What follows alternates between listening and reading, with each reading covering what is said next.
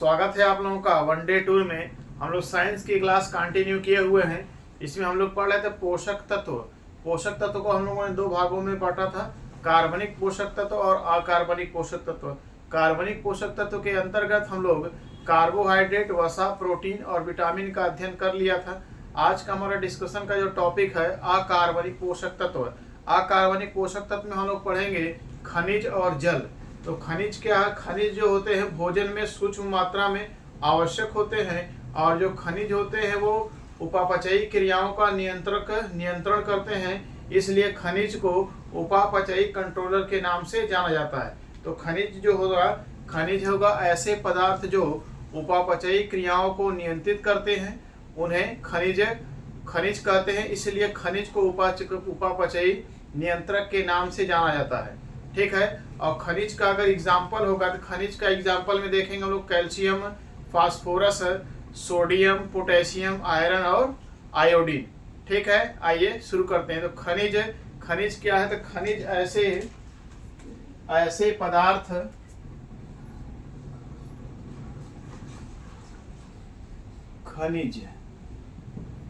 खनिज किसको कहते हैं? ऐसे पदार्थ जो भोजन में सूक्ष्म मात्रा में आवश्यक हो। ऐसे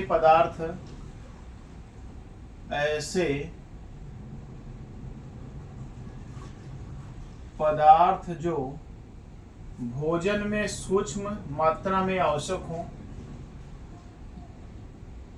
भोजन में सूक्ष्म मात्रा में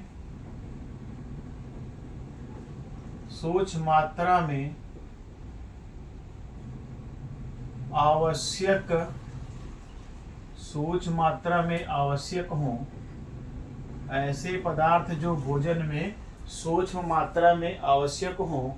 और जो खनिज है, खनिज का जो कार्य है उपापचयी क्रियाओं को नियंत्रित करना। इसका कार्य उपापचयी क्रियाओं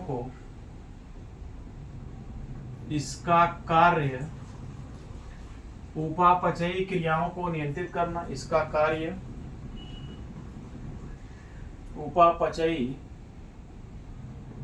उपापचयी क्रियाओं का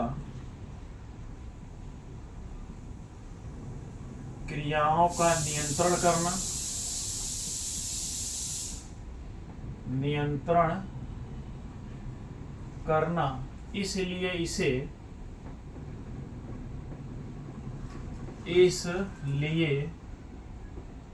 उपापचयी नियंत्रक के नाम से जानते हैं। इसलिए इसे उपापचयी नियंत्रक के नाम से जानते हैं।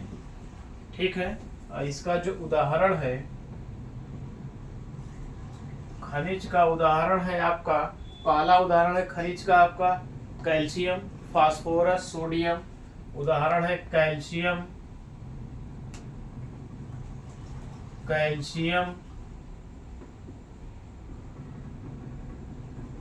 कैल्शियम हो गया, फास्फोरस, पोटेशियम,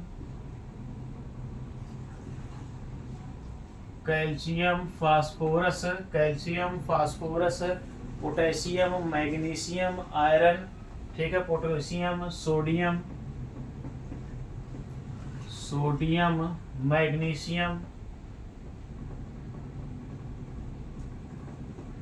मैग्नीशियम व आयरन।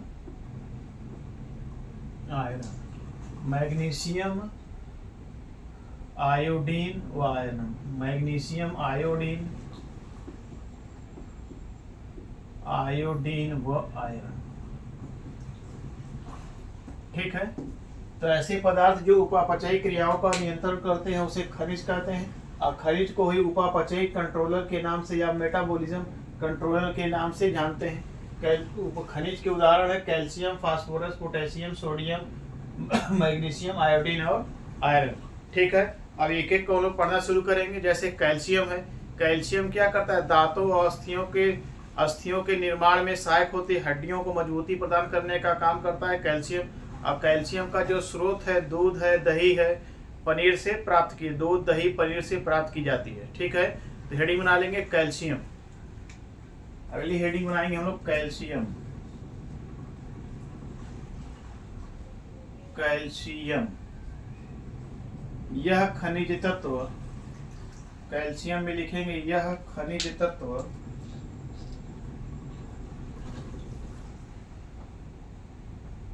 यह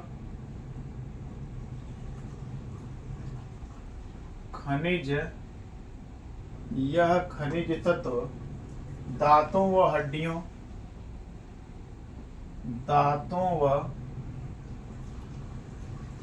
हड्डियों के निर्माण में, दांतों व हड्डियों के निर्माण में सहायक होते हैं। यह खनिज तत्व दांतों व हड्डियों के निर्माण में सहायक होते हैं, इसलिए सहायक होते हैं। कैल्शियम की कमी से दांत तथा अस्थियां प्रभावित होती हैं। कैल्शियम की कमी से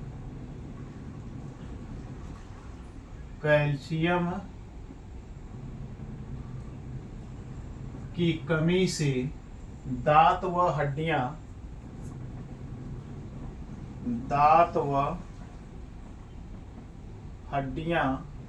कैल्शियम की कमी से दांत व हड्डियां प्रभावित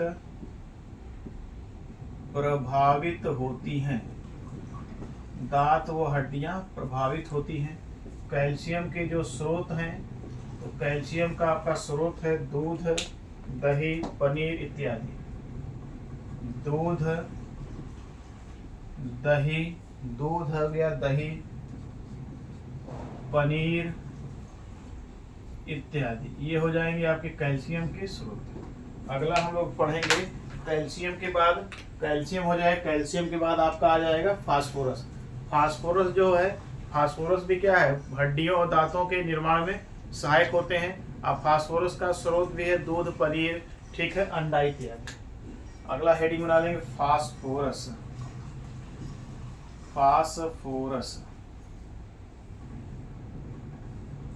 फास्फोरस यह खनिज तत्व दांत व हड्डियों के निर्माण में सहायक होता है। यह खनिज तत्व दांत व हड्डियों के निर्माण में सहायक होता है। निर्माण में सहायक होता है। दांत व हड्डियों के निर्माण में सहायक होता है। यह खनिज दांत व हड्डियों के निर्माण में सहायक होता है।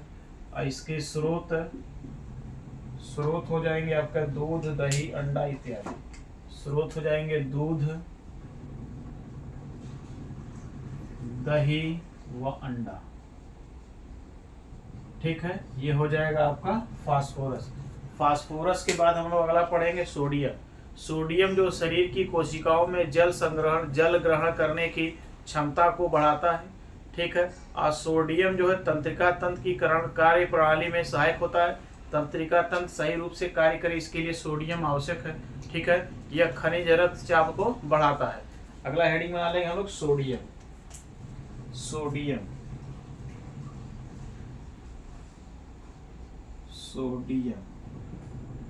सोडियम जो है यह शरीर में जल ग्रहण, सोडियम शरीर की कोशिकाओं में जल ग्रहण करने की शक्ति को बढ़ाता है। सोडियम कोशिकाओं में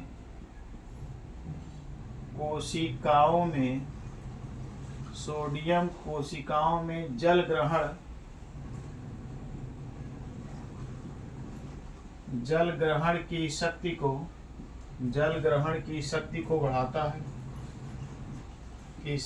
को बढ़ाता है। ठीक है, सोडियम कोशिका में जल ग्रहण की शक्ति को बढ़ाता है। सोडियम तंत्रिका तंत्र की कार्य प्रणाली में सहायक है। सोडियम तंत्रिका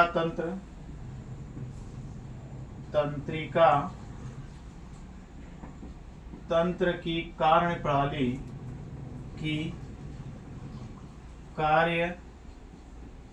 प्रणाली में सहायक है, सहायक होती है, ठीक है। सोडियम तंत्रिका तंत्र की कार्य प्रणाली में सहायक होती है। यह खनिज रक्तचाप को बढ़ाता है, यह खनिज रक्तचाप को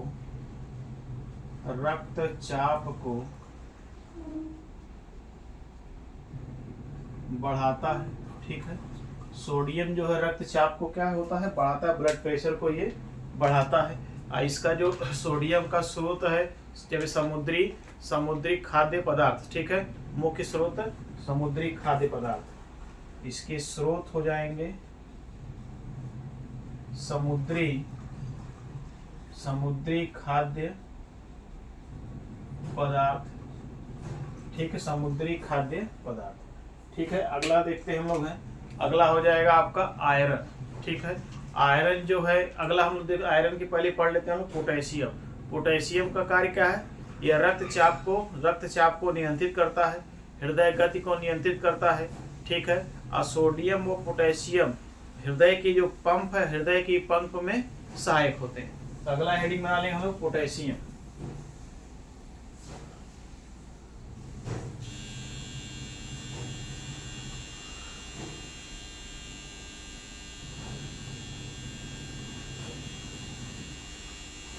अगला हम लोगों का है पोटेशियम।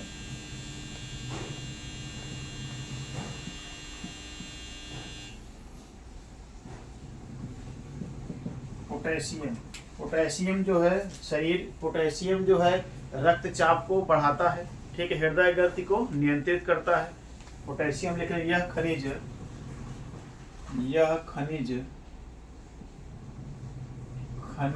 तत्व रक्तचाप को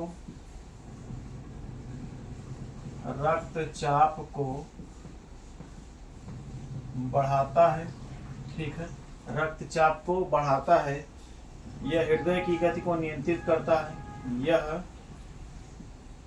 हृदय की गति को नियंत्रित करता है, हृदय की गति को नियंत्रित करता है, यह हृदय की गति को नियंत्रित करता है। और सोडियम और पोटेशियम मिलकर सोडियम तथा पोटेशियम हृदय की पंप में सहायक होते हैं। सोडियम तथा पोटेशियम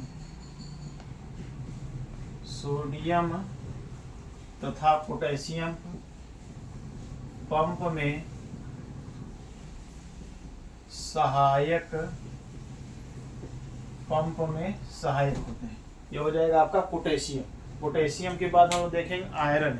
तो आयरन जो है यह रुधिर तथा आरबीसी हीमोग्लोबिन के निर्माण में सहायक होती है, ठीक है। और आयरन की कमी से एनीमिया नामक रोग हो जाता है, रक्त अल्पता नामक रोग हो जाता है। आयरन के जो स्रोत हैं हरी साग सब्जियां इत्यादि। और आयरन की कमी से रोग भी होता है आपका कौन सा, घेंघा रोग। तो अगली हेडिंग बना लेंगे हम लोग आयरन।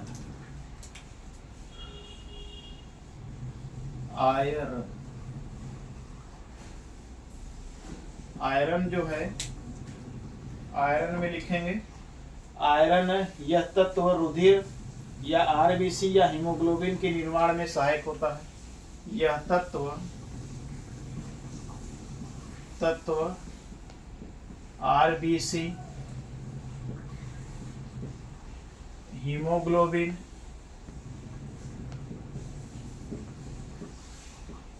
के निर्माण में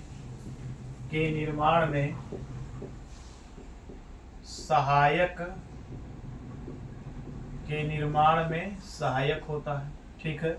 यह तत्व आरबीसी या हीमोग्लोबिन के निर्माण में सहायक होता है, पहली बात। दूसरा जो है आयरन जो है, आयरन क्या करता है, आयरन की कमी से अनीमिया एवं घेंघा नामक रोग हो जाता है। इसकी कमी से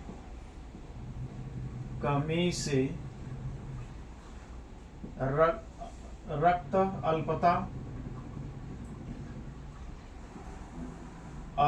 अल्पता नामक रोग हो जाता है। रक्त अल्पता नामक रोग हो जाता है। ठीक है। और इसके जो स्रोत हैं, आयरन का आपका जो स्रोत है, आयरन का स्रोत है हरी साग सब्जियां, हरी साग सब्जियां इत्यादि। ठीक है। अब आयरन हो गया। आयरन के बाद अगला हम लोग पढ़ेंगे आयरन इसके बाद हम लोग पढ़ेंगे आयोडीन। जो आयोडीन है, आयोडीन की कमी से घेंगा नामक रोग हो जाता है। आयोडीन अगली हेडिंग बना लेंगे, आयोडीन। अगला हो जाएगा आयोडीन।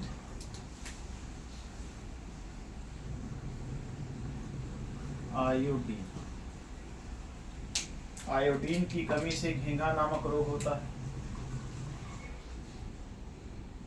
आयोडीन की कमी से घेंघा नामक रोग होता है। घेंघा नामक रोग होता है। आयोडीन की कमी से घेंघा नामक रोग होता है। अगला है खनिज तत्व। यहाँ पे कंप्लीट हो गया। आगे हम लोग पढ़ेंगे जल। तो जल क्या है? जल हाइड्रोजन तथा ऑक्सीजन के तत्व एक निश्चित अनुपात में मिलकर जल का निर्माण करते हैं। और जो जल का कार्य है, जल का जो कार्य है भोजन के पाचन में सहायक होता है, उत्सर्जी पदार्थों को शरीर से बाहर निकालता है, शरीर के तापमान को नियंत्रित करता है और पदार्थों का परिवहन करता है। तो अगली हेडिंग बना लेंगे जल H2O। तो जल का जो कार्य है शरीर में, जल का कार्य तो जो जल का पहला कार्य है भोजन के पाचन में सहायक है। भोजन के पाचन में सहायक होता है। भोजन के पाचन में सहायक होता है। जल का पहला कार्य क्या है? भोजन के पाचन में सहायक होता है। ठीक है। उत्सर्जी पदार्थों को शरीर से बाहर निकालता है, दूसरा कार्य है। उत्सर्जी पदार्थों को शरीर से बाहर निकालता है। उत्सर्जी पदार्थों को शरीर से बाहर निकालता है। ठीक है। शरीर के तापमान को नियंत्रित करता है। शरीर के तापमान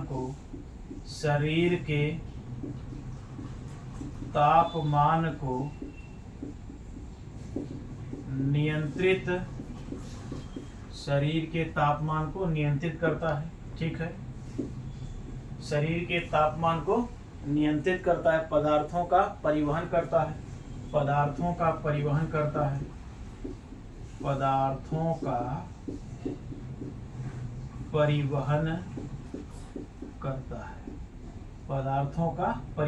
जल का कार्य क्या है? भोजन के पाचन में सहायक है। उत्सर्जी पदार्थों को शरीर से बाहर निकालता है, शरीर के तापमान को नियंत्रित करता है और पदार्थों का क्या करता है? परिवहन करता है। ठीक है। यहीं पे हम लोगों का पोषक तत्व खत्म हो गया। नेक्स्ट क्लास में हम लोग एक इसका टेस्ट लेके आएंगे। ठीक है। जिसमें आप लोग आंसर करेंगे, इसका एक टेस्ट हो जाएगा। इसके बाद हम लोग शुरू करेंगे पाचन। ठीक है। Thank you.